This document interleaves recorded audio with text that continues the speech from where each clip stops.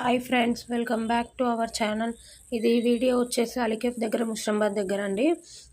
ఈ రోడ్ మళ్ళీ క్లోజ్ చేశారు. మనము అలీకేఫ్ నుంచి ఇక్కడ దిల్సుఖ్ నగర్ వచ్చే రూట్ మళ్ళీ అక్కడ అది బ్రిడ్జ్ అనేది మూసేశారు. వాటర్ ఫ్లో ఎక్కువైంది అనేసి మొన్న పడ్డ వానలకి వాటర్ ఫ్లో ఎక్కువైపోయిందంట.